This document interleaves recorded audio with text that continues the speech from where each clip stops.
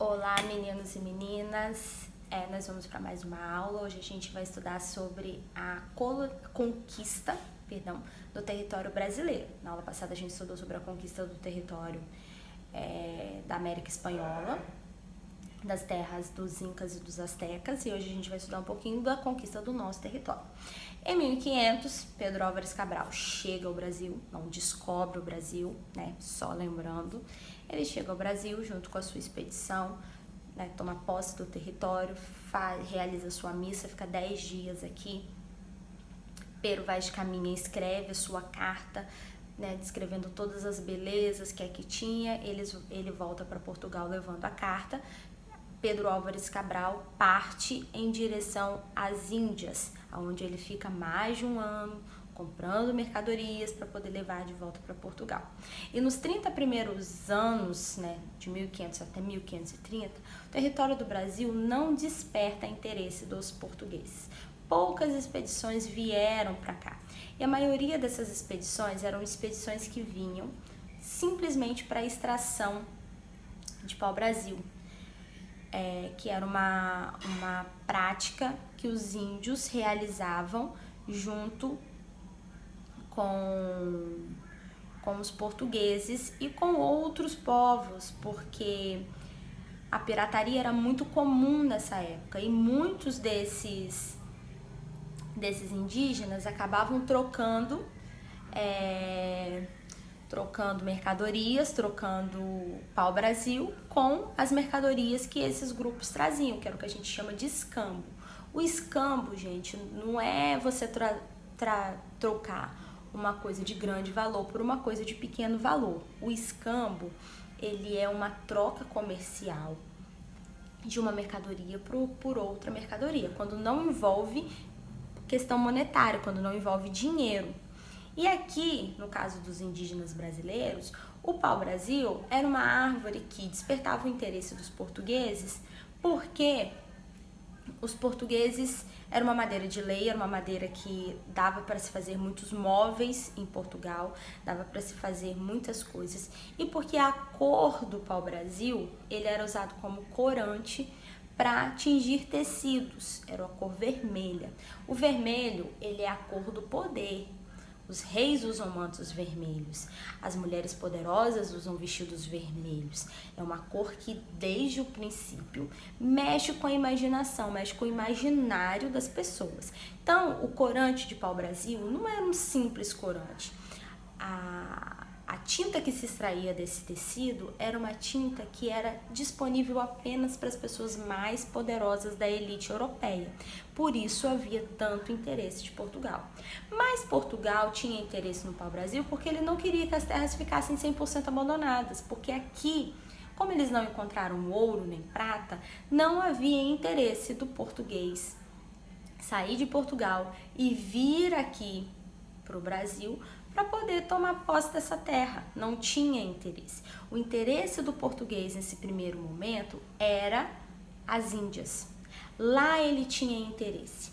Lá ele tinha as especiarias, lá ele tinha a seda, lá ele tinha a porcelana, lá ele tinha os objetos asiáticos, os objetos que valiam fortunas em Portugal, fortunas na Europa.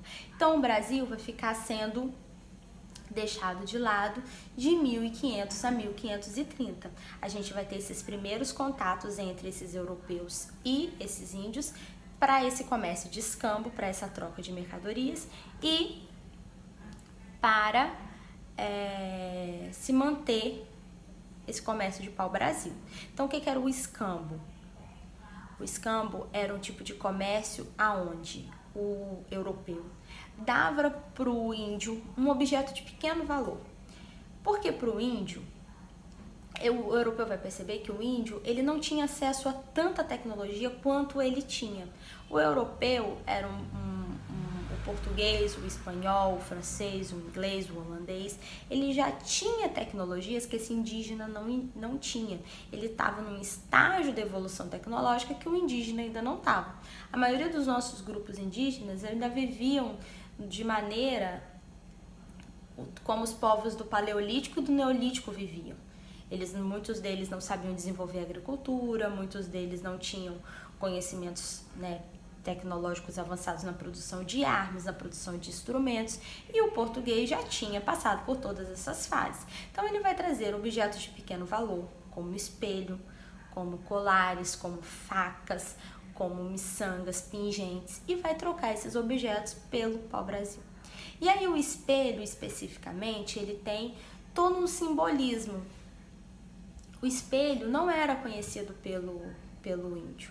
O índio nunca havia visto seu reflexo num objeto, ele nunca tinha visto ele mesmo num objeto. O índio, ele via no máximo seu reflexo na água. E aí, quando esse europeu chega com esse espelho, de repente ele se enxerga no espelho. De repente ele vê que ali dentro tem uma coisa, tem uma pessoa presa. Até ele identificar que aquela pessoa era ele, também demorou um tempo. E para ele esse espelho era um objeto mágico, era um objeto que despertava nele muita coisa, que despertava um imaginário muito grande. Como que aquela imagem foi parar ali? Como que ele ficou preso dentro daquele objeto?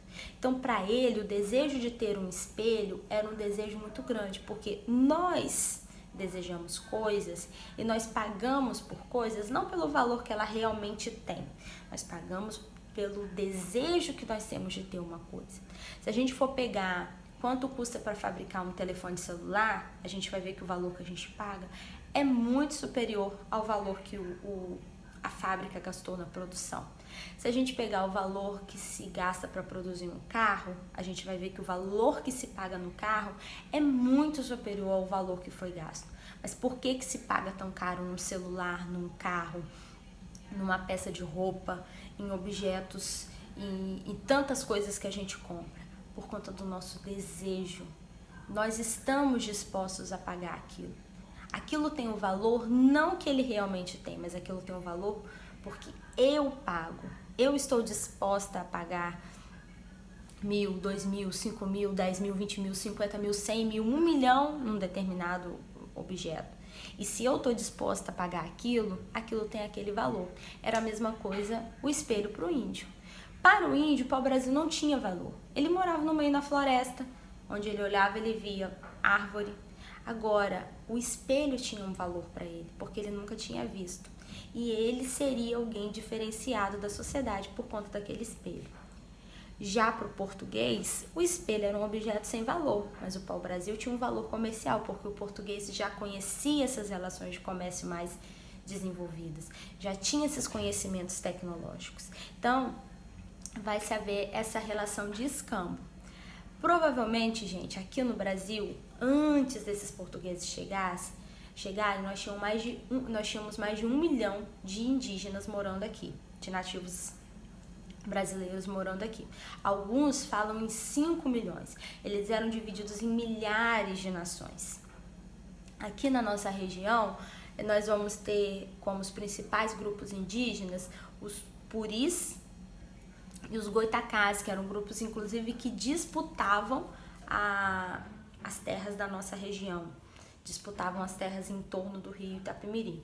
E esses primeiros contatos entre esses indígenas e esses europeus vão gerar uma série de conflitos, vão gerar uma série de mortes desses indígenas, porque muitos deles vão morrer vítimas de doenças, muitos deles vão morrer vítimas de conflitos e vão acabar exterminando boa parte dos nossos indígenas. Mais de 1500 a 1530, que é o período que a gente vai falar que é a conquista, né, da América Portuguesa, os portugueses não tinham interesse aqui, não havia nada que interessasse aqui para os portugueses.